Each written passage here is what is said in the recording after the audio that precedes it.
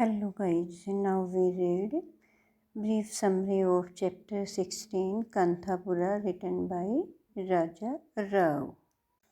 In this chapter, the Satyagrahis who were arrested during the demonstration are now released from jail. इस अध्याय में जिन सत्याग्रहियों को प्रदर्शन के दौरान कैद कर लिया गया था उन्हें अब जेल से रिहा कर दिया जाता है. They narrate the tale of horrible beating and torture in the jails. वे जेल में यातना एवं शोषण की भयानक कहानियाँ सुनाते हैं. They were whipped and forced to work for long period. उन्हें कोड़े मारे गए और बहुत लंबे समय तक काम करने के लिए मजबूर किया गया. A villager named Sitharamu says that he was treated like an animal. सीतारामू नाम का एक ग्रामीण कहता है कि उसके साथ जानवर की तरह व्यवहार किया गया. He was yoked to a plow and asked to pull it. उसे एक हल के साथ बांध दिया गया और इसे खींचने के लिए मजबूर किया गया.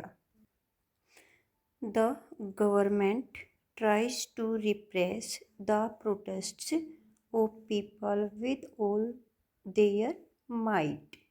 Freedom fighters are tortured in jails. सरकार लोगों के विरोध को अपनी पूरी ताकत के साथ दबाने का प्रयत्न करती है. स्वतंत्रता सेनानियों को जेल में यातना दी जाती है. A Nev Patel is appointed by the government and people are ordered to pay taxes to him. सरकार एक नए पटेल की नियुक्ति कर देती है और लोगों को आदेश देती है कि वे उसे कर अदा करें. In case of non-payment, their property would be confiscated. कर न देने की स्थिति में उनकी संपत्ति जब्त कर ली जाएगी. People prepare themselves for the coming struggle against the British government. लोग ब्रिटिश सरकार के विरुद्ध अपने आने वाले संघर्ष के लिए स्वयं को तैयार करते हैं. Then the government action begins. फिर सरकारी दमन शुरू हो जाता है. One morning, the people of Kanthapura find that all the roads leading to their village have been blocked. एक प्रातः कांथापुर के लोग देखते हैं कि गांव तक आने वाली सभी सड़कों को अवरुद्ध कर दिया गया है. Trees have been cut and laid on the roads. Also, heaps of stones are put on the roads. वृक्षों को काट दिया गया तथा सड़कों पर डाल दिया गया. पत्थरों के ढेरों को भी सड़कों पर रख दिया जाता है. Policemen stand behind them with guns in their hands. A white man is giving them orders. उनके पीछे पुलिस वाले बंदूकें लेकर खड़े हैं. एक गोरा आदमी उन्हें आदेश दे रहा है. In the afternoon, an announcement is made that if they do not pay the taxes, they would be arrested.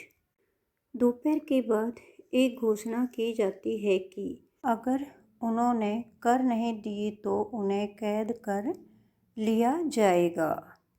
Murthy, रणगम्मा and Ratna go from door to door. मूर्ति, रणगम्मा और रत्ना घर घर जाते हैं.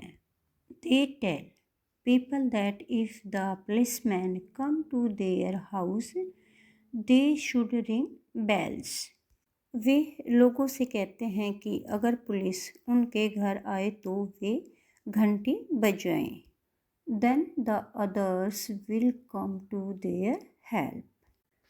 तब अन्य लोग उनकी सहायता के लिए आ जाएंगे। The next morning, policemen come and take the coolies back from the village to the coffee estate. अगले प्रातः पुलिस वाले आ जाते हैं और मजदूरों को गांव से कॉफ़ी एस्टेट वापस ले जाते हैं। Guys, this is the brief summary of chapter 16.